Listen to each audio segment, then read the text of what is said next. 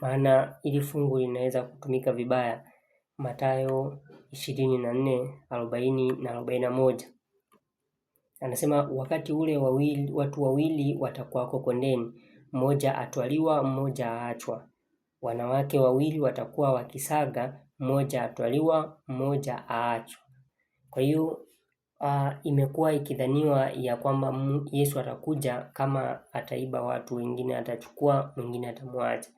Fungu hili liko sawa, lakini tatizo ipo katika tafsiri. Ipo katika tafsiri. Kwanza vile Yesu atakuja katika kitabu cha Ufunuo, ili tuanze kuelewa sasa mantiki ya Yesu ilikuwa ni nini. Ufunuo sura ya kwanza mstari wa 7 anasema, tazama yuaja na mawingu, na kila jicho litamuona, na hao waliomchoma, na kabila zote za dunia wataomboleza kwa ajili yake. Naam, amina. Kwa hiyo kumbe Yesu atakapokuja watu wote watamuona, na hata waliomchoma pia watamuona. Unaona Kwa hiyo hata kuja kisiri tena. Ndio maana anasema kama mkiona watu wanasema yuko huku, nyinyi msiende, yupo huku msitoke, kwa sababu huyo atakuwa tayari ni yule Kristo wa uongo. Lakini Kristo atakapokuja watu wote watamuona, kwa mujibu wa hilo fungu la Ufunuo 1:7. Kama haitoshi, ili tuweze kupata tafsiri sahihi ya hili fungu, ili lisiweze kutumika vibaya, fungu la Mathayo 24:40-41, tunatoa tafsiri katika kitabu sasa cha Wathesalonike wa kwanza. Hapo ndipo ambapo tunaanza kupata tafsiri sahihi ya kuweza kulifasiri hili fungu vyema, maana Biblia hufasiriwa na Biblia yenyewe, si mtu aanze kutoa maneno yake hapo. Hapana. Wathesalonike wa kwanza, naomba nianze na mstari wa 16, nitaenda mpaka 18. Anasema hivi: kwa sababu Bwana mwenyewe atashuka kutoka mbinguni pamoja na mwaliko na sauti ya malaika mkuu na parapanda ya Mungu, nao waliokufa katika Kristo watafufuliwa kwanza. Kisha sisi tulio hai tuliosalia tutanyakuliwa pamoja nao katika mawingu, ili tumlaki Bwana hewani, na hivyo tutakuwa pamoja na Bwana milele. Basi farijianeni kwa maneno hayo. Kwa hiyo sisi kama watoto wa Mungu tunafaa kufarijiana kwa maneno yapi? Mstari wa 18 unatuambia tufarijiane maneno ya kwamba Bwana mwenyewe atashuka kutoka mbinguni, na akishashuka atakuja kufanya ufufuo. Wale watakuwa wamekufa katika Kristo wafufuliwe kwanza, na hawa walio katika Kristo wakiwa hai watanyakuliwa pamoja nao. Kwa hivyo kuna wale watabaki.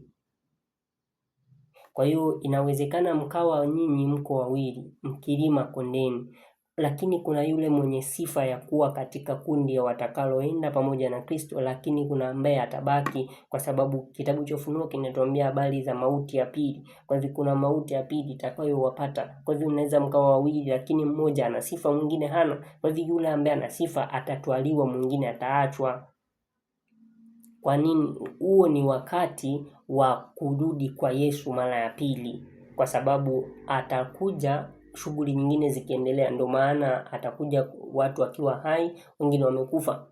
Kwa hivyo vile atakuja hivi tukiendelea na shughuli za kawaida, maana ndivyo anavyosema katika hicho kitabu cha Mathayo 24 mstari kuanzia wa 37. Anasema, kwa maana kama vile ilivyokuwa siku za Nuhu, ndivyo kutakavyokuwa kuja kwake Mwana wa Adamu. Kwa kuwa kama vile zile siku zilivyokuwa kabla ya gharika, watu walivyokuwa wakila na kunywa na kuoa na kuolewa, hata ile siku akaingia Nuhu katika safina, wasitambue hata gharika ikaja ikawachukua wote, ndivyo kutakavyokuwa kuja kwake Mwana wa Adamu.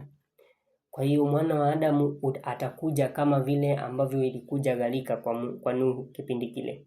Kwa hiyo atakapokuja atakuja katika mawingu, lakini vile atakapokuja wale walio hai, kuna watakao kuwa na sifa ya kuenda na wale watakuwa hawana sifa. Wale watakuwa hawana sifa kwa mujibu wa hicho kitabu cha Wathesalonike wataachwa, lakini wale wana sifa watanyakuliwa pamoja na wale ambao walikuwa wamekufa katika Kristo waliofufuliwa kwanza. ndivyo unyakuo unavyoeleza, si namna ambavyo linafafanuliwa hili fungu na baadhi ya watu kudhani ya kwamba inawezekana tutakuwa tunaendelea hapa na wengine watakuwa tu watu waoni kama vile wameibiwa na Yesu. Sasa ndugu zangu, tuweze kuangalia namna ambavyo Biblia inajitafsiri wenyewe.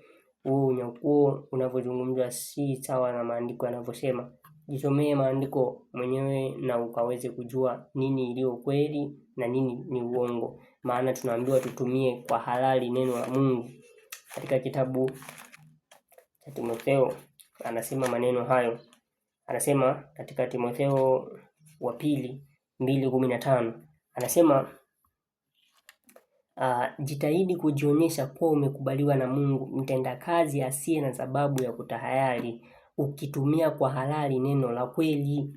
Kwa hiyo kuna uwezekano wa kutumika isivyo halali, ila linalotumika ni neno la kweli.